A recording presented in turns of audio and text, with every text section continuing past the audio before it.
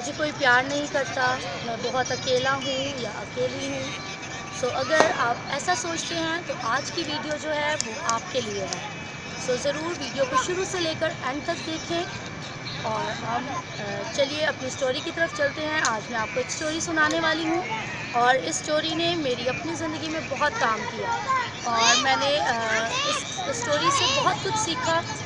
मैंने सोचा कि मैं ज़रूर आपके साथ भी शेयर करूँ कि अगर आप ऐसी कंडीशंस में हैं तो फिर आप भी ज़रूर इसको जब सुनेंगे तो ये आपके लिए भी बाबरकत रहेगी। एक कौवा था और जो कौवा था वो बहुत मायूस रहता। अक्सर औक़ात वो सोचता था कि उसको कोई भी प्यार नहीं करता और जब वो किसी के घर की छत पर बैठता है जब वो काएँ काएँ करता है और लोग उसको उड़ा देते हैं और इससे वो इस चीज़ को अपने लिए लेता था कि उसको कोई भी प्यार नहीं करता और वो सोचता रहता था कि यार दूसरे परिंदे जो हैं उनको लोग प्यार करते हैं, अपने घरों में रखते हैं, पालते हैं। मुझे कभी किसी ने अपने घर में भी नहीं रखा और इसी बात की वजह से जब वो इतना उदास था तो वो एक दिन एक दरख्त के ऊपर बैठा रो रहा था और जब वो रो रहा था तो उसकी आंखों से निकला हुआ आंसू नीचे गिरा और उसी दरख्त के नीचे एक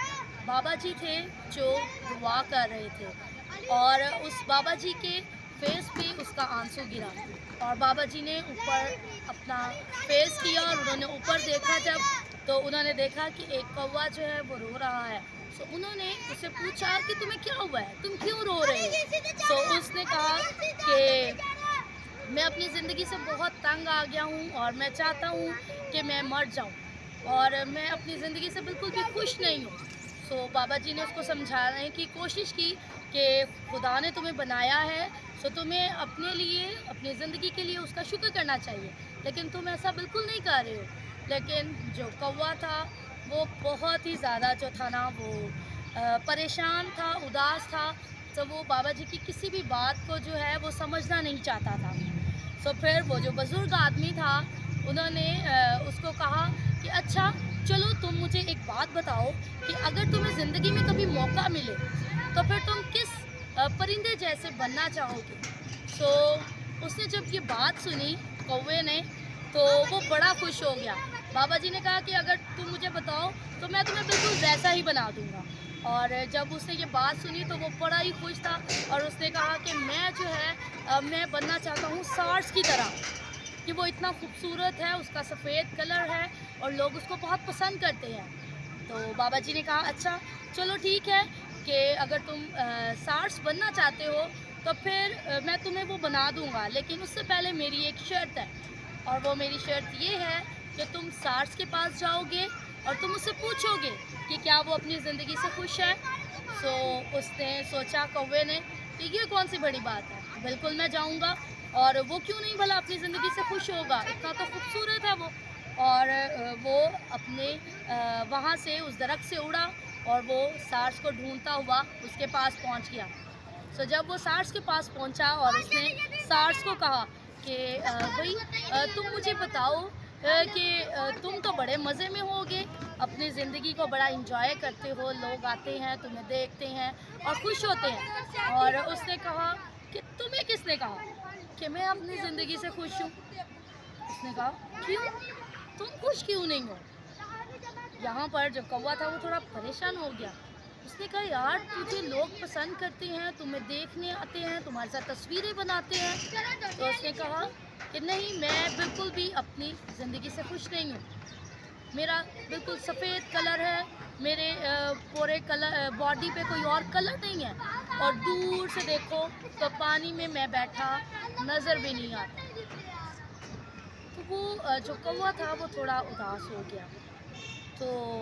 जो सार्स था उसने उससे कहा कि देखो तोते को देखो, उसमें कितने खूबसूरत कलर हैं और उसके कलर्स की वजह से लोग उसको पसंद करते हैं, लोग उसको अपने घरों में रखते हैं, उसको पालते हैं और उसको चूरी भी देते हैं और उसको मिट्ठू मिट्ठू कह के बुलाते हैं। मैं तोते जैसा बनना चाहता हूँ। और जब कौवे ने सार्स की ये बात सुनी तो वो फिर वहाँ से उड़ गया और अब वो तोते को ढूंढने लगा ताकि वो उससे पूछे कि वो अपनी ज़िंदगी में जो है वो मुतमईन है अपनी ज़िंदगी से या नहीं। सो उसने अब जंगल के 2-3 चक्कर लगाए और फिर आखिरकार उसको एक तोता मिला। सो वो तोते के पास गया और उसने कहा, हाँ भी तोते भैया, कैसी हो तुम? उसने कहा, हाँ मैं ठीक हूँ। उसने कहा कि यार तुम्हारी ज़िंदगी तो बहुत मज़े की है, इतने खूबसूरत तुम हो, तुम में इतने खूबसूरत रंग हैं और लोग तुम्हें इतना पसंद करते हैं, अपने घर में रखना चाहते हैं। और सिर्फ इतना ही नहीं, लोग तुम्हें प्यार से मिट्ठू मिट्ठू भी कहते हैं और फिर तुम्हें खाने के लिए चूरी भी बना कर देते हैं। सो जो तोता था उसने उसको बताया कि मैं अपनी ज़िंदगी से बिल्कुल भी खुश नहीं हूँ, क्योंकि मैं हमेशा डरता रहता हूँ, छुपता रहता हूँ दरख्तों में, ताकि कोई लोग मुझे पकड़ के ना ले जाएं। और लोग मुझे पकड़ते हैं और अपने घरों में एक छोटे से पिंजरे में बंद कर देते हैं। तो मैं बहुत तंग हूँ अपनी ज़िंदगी से। और मैं अगर मुझे ज़िंदगी में मौका मिले कि मैं अगर किसी परिंदे जैसा या बनना चाहूँ, तो फिर मैं मोर की तरह बनना चाहूँगा। और उसने कहा कि अच्छा। अब जो कौवा था यहाँ पे परेशान हो गया। उसने कहा कि जो सार्स है वो भी अपनी ज़िंदगी से खुश नहीं है और जो तोता है वो भी अपनी ज़िंदगी से खुश नहीं है, वो भी बहुत मायूस है। सो फिर उसने सोचा कि मैं मोर को ढूंढूंगा। और फिर वो उठा और वो मोर को ढूंढता हुआ एक चिड़ियाघर में पहुंचा। और चिड़ियाघर में उसने एक मोर को देखा और वो उसके पास गया और उसने मोर से कहा कि मोर भैया कैसी हो तुम? तुम्हारी ज़िंदगी तो बहुत मज़े की है, तुम अपने मज़े से यहाँ पे रहते हो, खाते हो और फिर सिर्फ इतना ही नहीं, लोग तुम्हारे साथ अपनी तस्वीरें बनाते हैं, तुम्हें देखने आते हैं और जब तुम अपने पर खोलते हो तो लोग कितना खुश होते हैं और ताली बजाते हैं। लेकिन जो मोर था उसने उससे कहा कि यार तुम्हें किसने कहा कि मैं बहुत खुश हूँ? मैं अपनी ज़िंदगी से बिल्कुल भी खुश नहीं हूँ। मेरी ज़िंदगी एक बहुत ही मजबूर है, मैं यहाँ पर मजबूरी में रहता हूँ। और उसने बताया कि जो लोग हैं वो मेरे जिस्म से मेरे परों को नोचते हैं और मुझे तकलीफ़ होती है और लोग इस चीज़ को बहुत एंजॉय करते हैं और ये चीज़ मेरे लिए बड़ी तकलीफ़देह होती है। उसने कौवे को कहा कि मैंने यहाँ पर रहते हुए हर किस्म के जानवर से मिला, हर किस्म के परिंदे से यहाँ पर मिला, लेकिन एक परिंदा ऐसा है जो यहाँ पे मुझे नहीं मिला। और जो कौवा था वो बड़ा हैरान हुआ और उसने पूछा, अच्छा कौन सा ऐसा परिंदा है जो तुमने यहाँ पर नहीं देखा?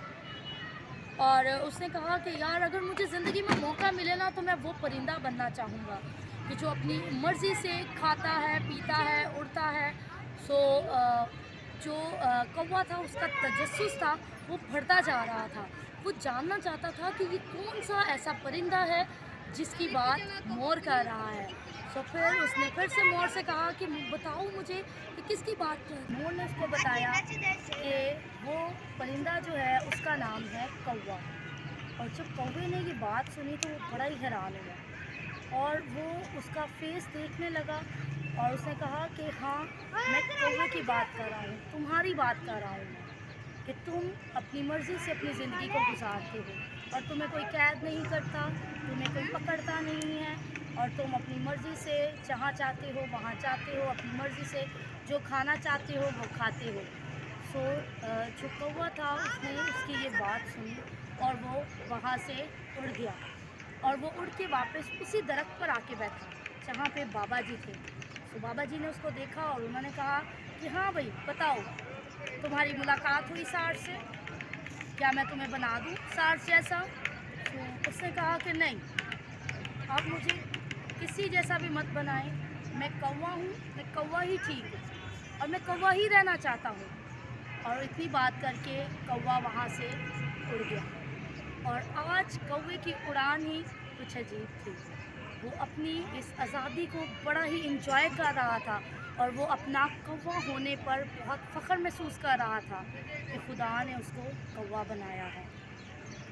बहुत दफ़ा हमारे साथ ऐसा होता है कि हम खुद को दूसरों के साथ कंपेयर करते हैं और जब हम दूसरों के साथ खुद को कंपेयर करते हैं तो हम अपनी खूबियों को और अपने आप को जो है वो बहुत एहसास कमतरी में ले जाते हैं और हमें लगता है कि हम जो हैं हम बिल्कुल फ़ज़ूल हैं, हमारे पास कुछ नहीं है, हमें कोई प्यार नहीं करता और हम बिल्कुल अकेले हैं।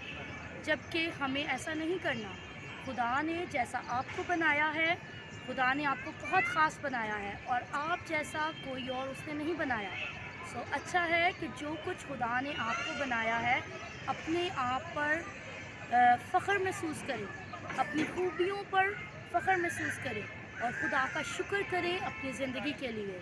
और अपने आप को दूसरों की तरह दूसरों के साथ कंपेयर मत करें।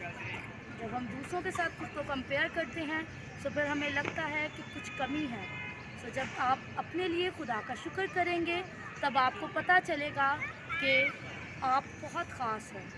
मैं उम्मीद करती हूँ कि ये स्टोरी आज आपके लिए बहुत ही फ़ायदेमंद रहेगी और आप इस बात को ज़रूर सीखेंगे और अपनी ज़िंदगियों में इसको अप्लाई भी करेंगे।